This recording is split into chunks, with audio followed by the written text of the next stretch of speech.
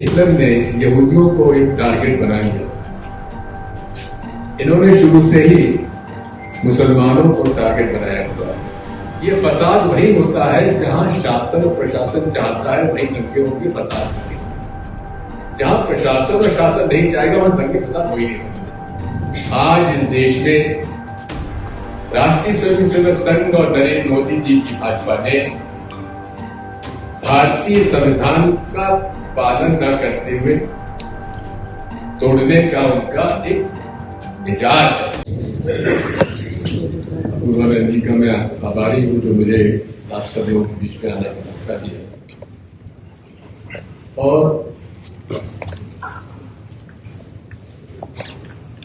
नरगिस जी, doctor Saeed साहब और शाकी अमीजा की जो भावना है, जो दर्द है, वो हम सब लोगों के सामने प्रस्तुत किया। बहुत स्वाभाविक भी है। लोगों को इस बात से आश्चर्य होता है कि ऐसा ये क्यों हो रहा है। मुझे नहीं है। मैं उस इलाके से आता हूं जहां राष्ट्रीय स्वयंसेवक संघ को एक नर्सरी कहा जाता है, और मैं शुरू से इन लोगों से बहुत निकट से मेरी मित्रता इन लोगों के साथ रही है। इनको मैं पहचानता हूं। इनका ना लोकतंत्र में विश्वास है, ना संविधान में विश्वास है। और ये जिस तरह से हिटलर ने यहूदियों को एक टारगेट बना लिया, इन्होंने शुरू से ही मुसलमानों को टारगेट बनाया हुआ है। और कोई भी व्यक्ति जो मुसलमानों के पक्ष में अगर बोलता है तो एंटी नेशनल है। ये मानसिकता जो है वो इन सब बातों की जड़ है, और यही हम लोग के सामने खतरा था, है और रहेगा।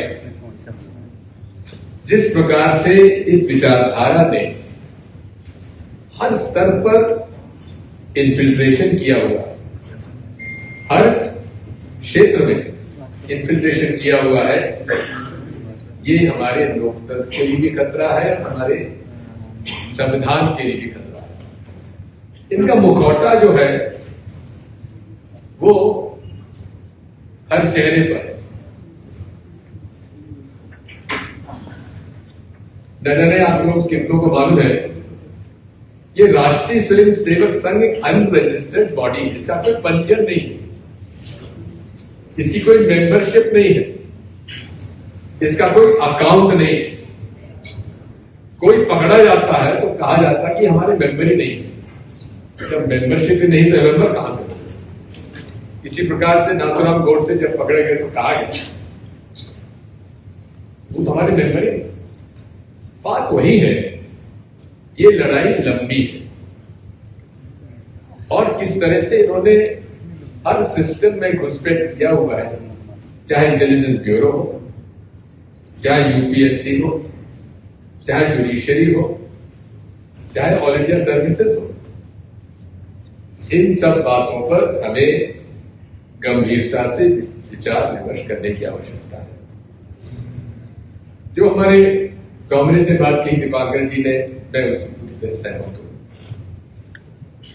ये लड़ाई हम सभी को लड़नी पड़ेगी। अभी कोटा और टाडा के बारे में बात हुई। मैं 10 साल तक मुख्यमंत्री रहा। मैंने न कोटा में कोई केस रजिस्टर किया, न मैंने टाडा में कोई केस रजिस्टर किया। और उस समय मैंने शपथ ली थी जिस समय बाबरी मस्जिद शहीद हुई थी, और उसके बाद मुझे मुख्यमंत्री बनने का मौका मिला था, जहां 15 दिन में दंगे फसाद हो रहे थे। जबकि मध्य प्रदेश में तो इसके एक बहुत बड़ा इतिहास है। लेकिन मैं एक बात कह सकता हूं, ये फसाद वही होता है जहां शासन और प्रशासन चाहता है, वही दंगे होंगे, फसाद होंगे। जहां प्रशासन और शासन नहीं चाहेगा वहां दंगे फसाद हो ही नहीं सकते। और इसीलिए मैं दावे के साथ इस बात कहता हूं, मुझे इस बात का गर्व भी है मेरे कार्यकाल में एक भी मध्य प्रदेश में दंगा फसाद की ऐसी हालात नहीं हुए। हाँ, छोटी मोटी बातें होती थी, लेकिन कहीं भी 24 घंटे से ज्यादा ये बात नहीं चलती थी। मैं इस बात को कहना चाहता हूं कि जो आज बात होती है बेल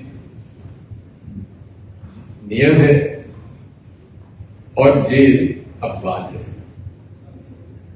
अच्छा लगता है सुनने से, लेकिन क्या कारण है? ऐसा हमारे बहन ने कहा, ये क्या कारण है कि मुसलमानों के जहां बात आती है वहां अपवाद हो जाता है और बाकी सब लोगों के लिए ये नियम है। मैं आपको एक मध्य प्रदेश का उदाहरण देना चाहता हूं।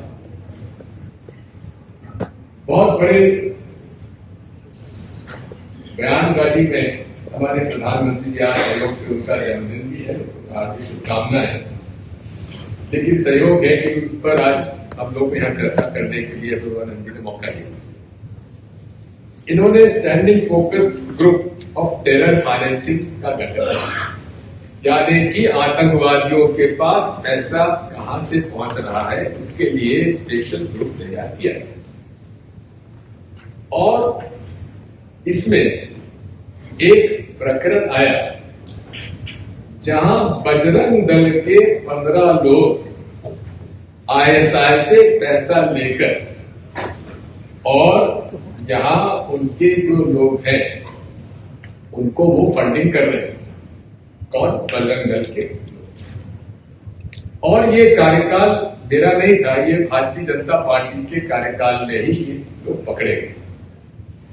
लेकिन वो लोग जिनके पास स्पष्ट प्रमाण था, जिनके खिलाफ कि ये आईएसआई से पैसा लेकर और यहां के लोगों को फंडिंग कर रहे हैं, उनके खिलाफ साधारण मुकदमे में केस दायर हुआ, यूएपीए नहीं लगा और उनको तो हाई कोर्ट जाने की जरूरत ही नहीं पड़ी, ट्रायल कोर्ट में ही उनकी जमानत हो गई। और एक तरफ खालिद उमर है, खालिद सैफी है और उनके साथ और लोग हैं, गुलफिशा है। ये लोग प्रोटेस्ट काहे पे कर रहे थे? उस कानून पे कर रहे थे, इसी कानून की आवश्यकता नहीं।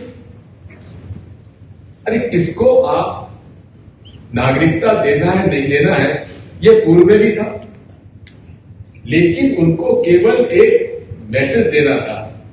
हम भारतीय संविधान में भी ये बात ला सकते हैं कि मुसलमानों को बराबर का हक नहीं है। ये केवल उस उद्देश्य से लाया गया था, नहीं तो इस कानून की आवश्यकता क्या थी? वो अधिकार पूर्व में था और ये कानून नहीं लाते तो आज भी है। किसको नागरिकता देना है तो केंद्र सरकार के अधिकार के क्षेत्र में आता है। ये केवल ये एक जैसा कहते हैं ना, आदमी का चावल पका के नहीं पका देखना था। क्या हम लोग इस संविधान के अंदर रहते हुए भी मुसलमानों को टारगेट कर सकते हैं कि नहीं कर सकते हैं? ये केवल उसका एक पहला पन्ना था। मैं आपसे इतना कहना चाहता हूं, इस मामले में कांग्रेस ने ठीक कहा है कि ये लड़ाई हम सबको लड़नी होगी और लड़ाई लड़ने के लिए जैसा कि सामने हमारे साहब ने कहा कि आखिर ये इतने ड्रैकोनियन लॉज लाने की आवश्यकता क्या है? इस बारे में मैं तो हमेशा से बड़ा लिबरल व्यू कर रहा था और इसलिए ट्रोल आर्मी का सबसे बड़ा टारगेट भी रहा, उसकी मैं चिंता भी नहीं करता, क्योंकि जितना मैं ट्रोल करता हूं मैं तो अपने आप उसका एक सर्टिफिकेट मानता हूं कि भाई बहुत बड़ी शाबाशी मुझे मिली है, इसलिए मुझे और तेजी से इस बात को करना चाहिए। सुप्रीम कोर्ट ने एक प्रकरण में कैसे इस प्रकार के कम्युनल डिस्टर्बेंसेस को रोकने के लिए गाइडलाइंस इशू की आज से कम 6-7 साल पहले, उसका पालन आज कोई राज्य नहीं कर रहा उन सुप्रीम कोर्ट गाइडलाइंस का। मैंने 2017 में मध्य प्रदेश हाईकोर्ट में PIL लगाया कि मध्य प्रदेश में इन सुप्रीम कोर्ट गाइडलाइंस का पालन नहीं हो रहा है, इस पर आप राज्य सरकार को निर्देश दीजिए। 17 से लेकर आज तक उस पर एडजॉर्नमेंट पे एडजॉर्नमेंट हो रहा है। उनकी जो हमारे जो मुद्दे उठाए गए थे उन गाइडलाइंस के बारे में एक का भी जवाब राज्य सरकार ने नहीं दिया है। बात वही है कि आज इस डबल इंजन सरकार की बुलडोजर संस्कृति से लड़ने के लिए हम सब लोगों को एक होना पड़ेगा। ये बुलडोजर केवल लोग घरों पर भी नहीं गिर रहा है, चल रहा है, लेकिन उनके परिवारों पर भी चल रहा है। अभी छतरपुर में घटना हुई, ठीक है, उसकी गलती इतनी थी कि उसके पास जमीन तो उसकी थी, मकान का उसने नगर पालिका से इजाजत नहीं ली, लेकिन गाड़ी रखने की भी इजाजत भी नगर पालिका से लेना जरूरत है क्या? सरकार की जरूरत है क्या? बात वही है। आज इस देश में राष्ट्रीय स्वयंसेवक संघ और नरेंद्र मोदी जी की भाजपा ने भारतीय संविधान का पालन न करते हुए तोड़ने का उनका एक मिजाज है, उनकी एक पॉलिटिकल स्ट्रैटेजी है, राजनीतिक हथियार है। और उस राजनीतिक हथियार के आप सब लोग शिकार हैं, दुनिया से आप तक विराजमान है। हम सब लोग आपके साथ हैं और ये तो मैं हमेशा कहता हूं, हम उनकी इज्जत करते हैं, उन मुसलमानों की इज्जत करते हैं जहां हिंदू का विश्वास प्राप्त हो और हिंदू का समर्थन करते हैं जिस पर मुसलमान भरोसा करें। आज इस देश की आवश्यकता है। हम इस देश में जब तक, जैसा कि कॉमरेड ने कहा कि सीए की लड़ाई में केवल मुसलमान नहीं थे, हम लोग सब थे, मैं खुद गया था। मध्य प्रदेश में जितने भी धरने हुए उनमें अधिकांश में गया था, क्योंकि लड़ाई सबकी है। ये भारतीय संविधान की लड़ाई है, देश की लड़ाई है। क्या हम इस देश के 16 से 18% लोगों को क्या देश निकाला ले सकते हैं? और ये आरएसएस किस तरह से काला फूसी से ये षड्यंत्र करता है, मैं तो आपको एक उदाहरण देता हूं।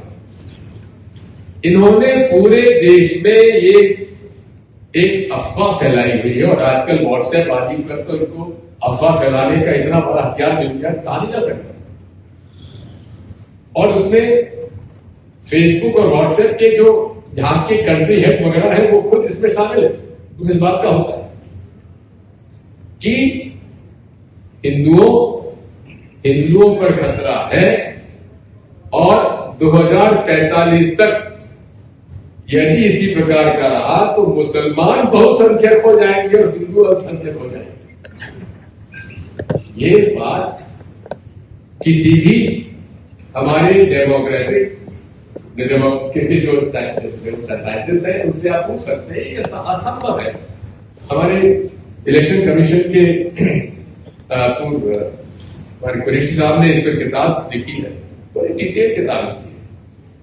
इसलिए ये पूरा षड्यंत्र जो है और पूरी जो एक राजनीतिक साजिश है भारतीय संविधान और भारतीय लोकतंत्र के खिलाफ, इस पर हमें लड़ाई लड़नी है तो सबको मिलकर लड़ना पड़ेगा।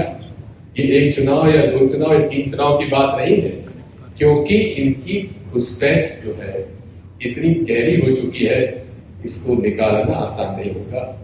लेकिन आप सबको मैं कहना चाहता हूं, ये बहुत संकट का काल है और आपके परिवार में जो बहन ने जो कहा कि जिस बच्चे ने जन्म लिया उसने अपने पिता को स्कूल चला गया लेकिन अपने पिता को ये ऐसी दर्दनाक घटना है जिसका कि हम लोग हमारे पास हमको शर्म आती है कि हमारे लोकतंत्र में, हमारी न्यायपालिका में क्या लोगों के को भी समझ नहीं आती है, इनको क्या शर्म नहीं आती जिस विकास से बात होती है। लड़ाई लंबी है, हम सब आपके साथ हैं। धन्यवाद।